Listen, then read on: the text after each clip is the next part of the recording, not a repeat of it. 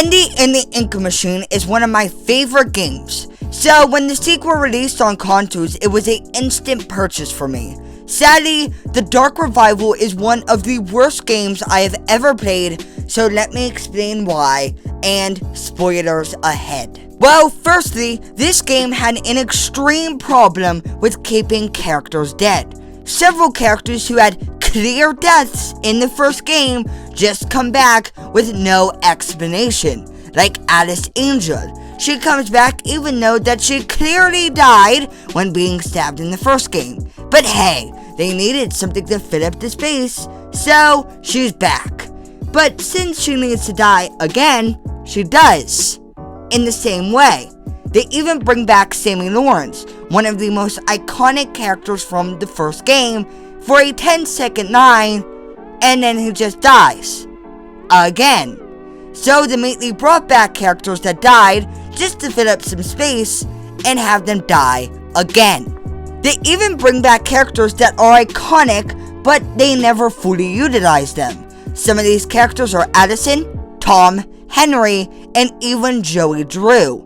Joey was one of the only characters on this list that I thought was used in a decent way, having him be the father of Audrey. Addison and Tom, I believe, should not have been brought back and just replaced with new characters. This is because in a statement from Joey Drew in this game, he said Addison was meant to help Henry. Mentioning Henry, he is an absolute embarrassment in the Dark Revival. He serves no purpose whatsoever in this game's story and is only there to bring up the end film that's needed for, of course, the end. So overall, the Dark Revival brings back so many characters to either fill up time or to set up things and nothing else. This game also brings in brand new characters to help push the plot along. Sadly, none of these characters are good and they're all bad in their own right, which I find pretty impressive. I will start this discussion with the main antagonist of the game. Wilson is the villain of this game, and he really does not do a good job by any standards. He's not threatening, not powerful, and doesn't really do anything of importance throughout the story. His plan also doesn't make any sense, but I'll talk about that more later in the video. It's never really explained how he found out about the studio, or how he found out how to work the ink machine. All of this together makes Wilson a unthreatening, unmemorable villain, unlike the Ink Demon in the first game. Other characters could have been so memorable, but they were just messed up terribly. Most of these new characters, I can't even tell you their names. Some of these include a fourth member of the Butcher Gang, and her animator, a housemaid, and the Keepers, which were underutilized in every sense of the word. All of these characters that I just mentioned are glossed over and are never fully explored as characters. This makes the world feel smaller because the characters, which are the heart and soul of the Bendy games, are unimportant and unmemorable. I'm about to talk about Bendy, and I do have a lot of words to say about him in this game. He was a soulless, voiceless, and truly evil entity in the first game. He was scary and created a fearful atmosphere when he was around. Sadly, Bendy in this game has been given a voice, which seems harmless on the surface, but it destroys his character in the game. It makes it seem like he has a soul, which he doesn't. It also makes him less scary since he now talks to us. It destroys the atmosphere he used to cause. And at the same time, I realized that the same thing happened in Security Breach. So, can we please keep soulless, scary creatures, soulless, and scary creatures, and not give them personalities? Please. Even in his gameplay, he is destroyed as a character and as a tool. He is no longer an actual stalker enemy in certain situations. He now doesn't even stalk you. All that happens is that a screen appears saying that he is coming, and all you have to do is hide anywhere to escape him. You gotta be kidding me. This destroys everything about him. So yes, the literal god of the studio can now be escaped by hiding anywhere. He even says that the ink speaks to him at the start of the game. So wouldn't he be able to find Audrey by using the ink? No, I guess not. And because of this mechanic, Bendy can never create any tension. He can also just appear wherever the heck he wants to. This could be explained as just teleporting using the ink, but that's completely destroyed to two things. One, if you don't hide, he just appears, meaning that Bendy would have to teleport the second day he catches you. Another thing that would have to happen is that there would have to be an ink puddle in every room, which there is not. To continue with this, Bendy does have two chase sections with you. Both of these sections are terrible as scary moments. This is mainly because he walks slowly to you. Yes, that's correct. He doesn't even run after you, like how he did in the first game. He just calmly walks to you. Also, both chases end in the same way, by just hiding in a different room, as he just watches you do this, which seems okay on the surface. But with the previous information I brought up, it makes no sense. Shouldn't he just be able to teleport into the room? We have already established that he can teleport without an ink puddle, meaning that he should be able to get into the room. But because the plot needs Audrey to live, he just doesn't. All of this makes Bendy a horrible, terrifying creature. The first game had incredibly memorable locations that made sense and were fun for us to explore. Sadly, this has not been translated for the sequel. The locations in the Dark Revival are lame, unmemorable, and make no sense in every way. The first game had locations like a writing lounge and a toy factory. These locations both made sense and were memorable for us to explore. In the Dark Revival, they throw out the idea that we are in a studio. Later, we see a city and subway station in a studio. This would make sense for a park, which we see in Chapter 4 of the first game. But a studio? It would have been interesting to see the park evolve from its unfinished state to a more finished state in this unending cycle. But instead, they decided it would be smarter to create a city and a subway station out of thin air. This also creates a problem, since if both of these were created during the time of Henry's adventure, then why would we have never seen them in anything? Now since we have established that the locations in this game completely don't care about being in a studio, they must at least be interesting, right? Right? Well, no! All the locations in this game are boring and are not well designed. In fact, the only location I can remember is Heavenly Toys, a location from the first game. Even the ink machine, an iconic location from the first game, has been turned into a boring, small item. All of this together creates for a bunch of boring locations to explore in the studio. Combat in the first game was very simple, and that was okay. This is because combat was never a massive focus in the game. Fight sections and boss fights were few and far between. In this game, however, they have decided to make combat the main focus. Combat in this game happens in every other room. This game also doesn't update the combat by any standards. Actually, it decreases the combat by removing all other weapons other than a pipe. Yes, they remove the axe, Tommy gun, and the scythe from the sequel. They also added no blocking feature in this game, which keeps combat as a hit and backup over and over and over again. Since we're on the discussion of combat, let's talk about the enemy variety of this game, or lack thereof, since it's just the lost ones. For 95% of the game, only during certain situations do you get a different type of enemy, and then just goes directly back to the lost ones. It becomes a repetitive cycle of fighting them over and over again. They got rid of Warren Searchers, a member of the Butcher Gang, and even the Projector himself. Something that they promoted heavily in the advertisement is that Audrey had special powers that made her different. Sadly, these powers are a horrible gap in logic. In the lore of the game itself, at first the ink gives her the first power, making it a clear difference with Audrey and everyone else in the studio. Sadly, this idea is destroyed because a chapter later, she gets another power from a random lost one. What? So the lost ones now have powers. And why were these powers never brought up? The lost ones are meant to be unspecial.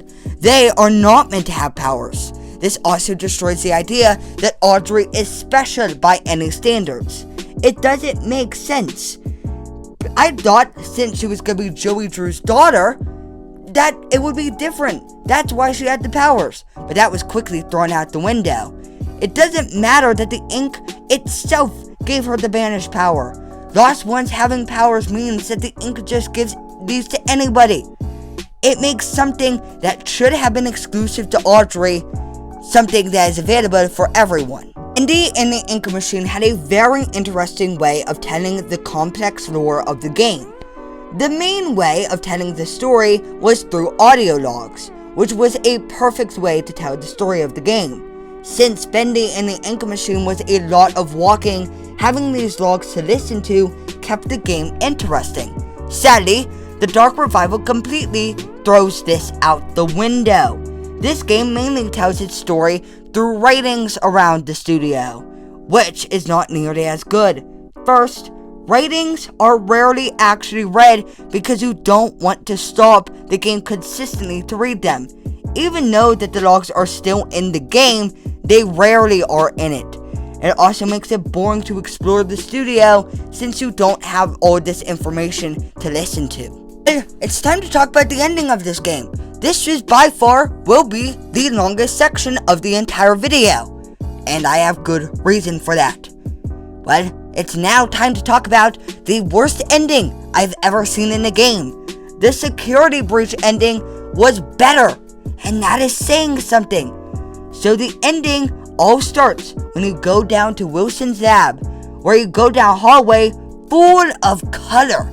Will this color ever be explained? No. In the lab, Wilson tells you his master plan. His plan being to help control the studio, he needs to create a more powerful entity than Bendy. Keep this in mind for later. So, to start, the first part of his plan is idiotic, because Wilson never thought maybe creating a stronger entity could cause more problems. But let's continue.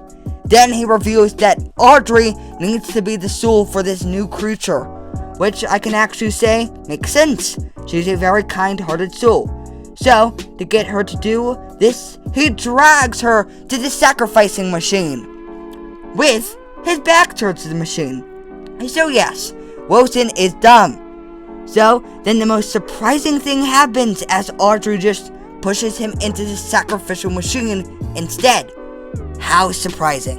So the end continues as she walks down the hall and the ink machine is there.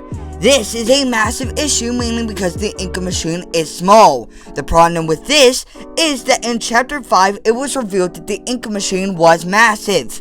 It's not this tiny thing. This destroys the entire ending to the first game, and it gets worse. By flicking a switch that Audrey had no reason to ever flip, Wilson merged with his new entity, and you have to fight it. So, after the easiest fight of your life, you banish Wilson, and it's still alive somehow. And it grabs Audrey and rips her legs off and tosses you. A classic case of plot armor for Audrey. Then the scene that follows is absolutely idiotic by every standard. The Ink Demon just magically appears and fights the new entity. Of course, with it already being set up that the new creature is stronger than the Ink Demon, we all know... Oh, okay. I guess the Meatly thought you had the memory of a goldfish. Even though that the end has been terrible so far, it somehow gets worse, as then you merge with the Ink Demon, which I will say is quite a cool idea. It could create for a cool ending for this horrible game. Sadly, it doesn't last long. for it all to be ruined, as magically Joey Drew appears with the end film. So not only did Joey Drew appear out of thin air, he also has the exact thing needed for the ending to happen.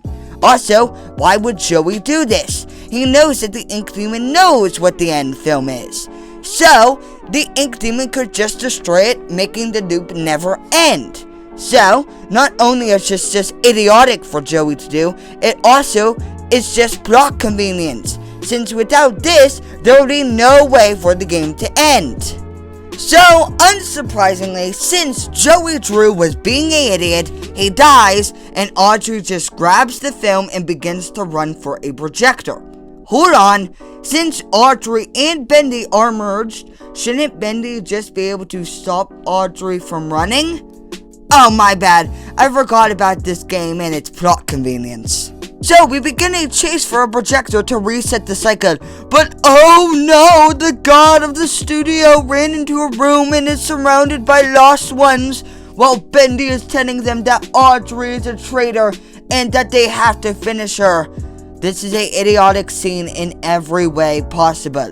First off, Bendy is a god that terrifies the lost ones, so they would never do this. Secondly, how is Bendy telling them this? His mouth is not moving, so magically, Bendy tells all of them this information.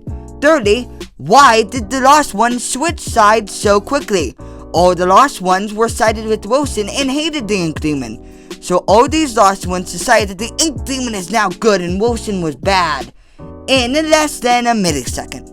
Then, magically, Addison and Tom just appear out of thin air and also somehow know that Audrey is now the Ink Demon.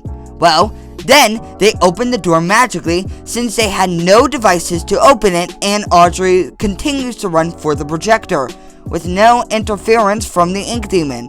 As she runs, she sees the Lost Ones that gave her a dash ability. Sadly, he serves no purpose and has no reason to be there.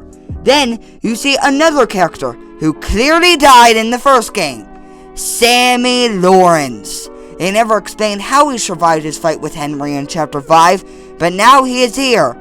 And what do they do with one of the most iconic characters of the first game? Well, they just kill him after a couple of lines. So, now Audrey is still running for the projector but is stopped by another closed door. Now if you're asking the question, why doesn't she just smash the door? Well, it's because plot convenience is the only thing that this game ever relies on. Suddenly, Henry appears out of thin air to open the door, and please don't ask how he escaped his cycle breaker set, since they never bothered to explain that. He even says a line that makes no sense. Some battles are worth fighting for, even 1,000,000 times. But this is the first time this is all happening, so there is no reason for him to ever say this line unless they are referring to the fact that he has been in the cycle for a while. Even then, it still makes no sense, since he never fought this battle before, and doing this would just cause it to cycle again, putting him through more suffering in the studio. So, she finds a projector and puts the film in, and that's it for this horrible game. Oh wait, it's not! Now, there's a scene afterwards that creates more questions than answers.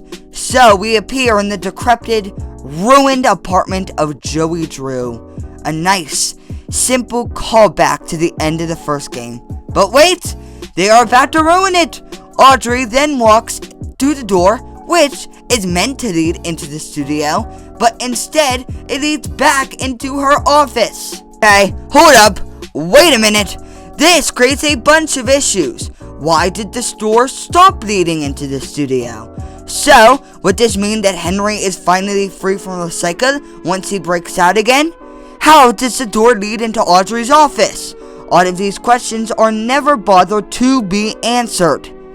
Then, when she walks into the room, they create even more lore problems. She bends her finger back and it flings forward since she is made out of ink. The problem with this is, how did she never figure this out? You are telling me that she seriously never bent her finger back before? Now it's time for the worst part of the ending. Audrey returns to reveal that Bendy is now outside of the studio. So yes, the god of the studio is now not in the studio. Wait a minute, isn't that how the first game's problems all started? When someone tried to create a new god or become god, aka Wilson? But nope, we're just gonna start that cycle all over again. And then you also have to ask the question on how they even unfused in the first place. So yes, the ending of this game absolutely destroys everything. Now, Bendy and the Dark Revival is a absolute disaster of a sequel. I would not recommend this game for any reason. If you are a fan of the first game, you'll see how they destroy Bendy and the Ink Machine in every possible way. If you are a fan of the lore of the game, you'll also see them destroy that. And if you are a new fan, you'll see the bad side of all the Ink Machine lore, and that is Bendy and the Dark Disaster.